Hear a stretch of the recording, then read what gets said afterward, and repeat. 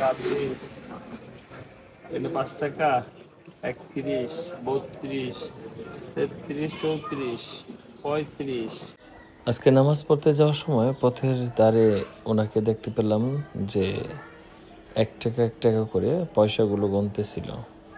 তো ওনার দিকে দেখে দাঁড়িয়ে বললাম, কি এগুলা কি গুনতেছেন? তো উনি আমাকে বলল যে আজকে সকাল 7টা থেকে এখন বেলা বাজে প্রায় 4টা, আমি এই কয়েনগুলো পাইছি ভিক্ষা। মানে এখানে টোটাল 52 টাকার মতো হয়েছে ওনার পরিবারে, ওনার ওয়াইফ আর উনি। তো তারপরে অনেক হাসি খুশি দেখলাম ওনাকে, জিজ্ঞেস করতেছি এটা কি হবে কিনা। তো উনি বলতেছে সবাই নামাজ পড়ে শুয়েছিল, যতটুকু সম্ভব আমাকে দিছে। তারপর অনেক খুশি লোকটাকে দেখলাম। তো ওনার চোখে মুখে দেখলাম যে মানুষ একটা অভিমান করে বলে না, কিন্তু অনেক খুশি, ভালো লাগলো ওনার কথা শুনে। আমার খালা আছে, আমি কাছে আরো 3 জন আছে।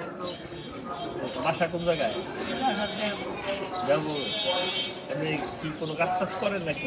চাল বেছে, এই যে চাল টোকায় পায় বেছে, এই চাল নিয়ে বিক্রি করেন না? রোজা আছে নিজে গান রোজা রাখছেন আজকে?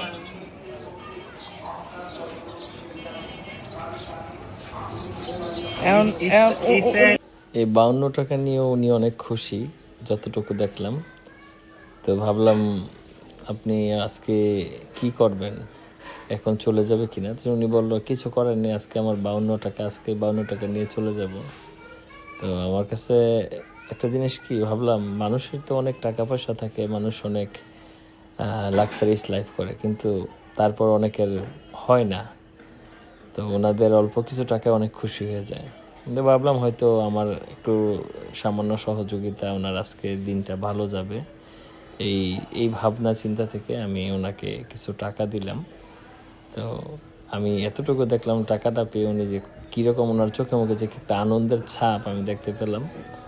আমি এবং মোস্তফা ভাই দুজনে মিলে ওনাকে একটু আজকের ইফতারের জন্য সাহায্য করার চেষ্টা করলাম।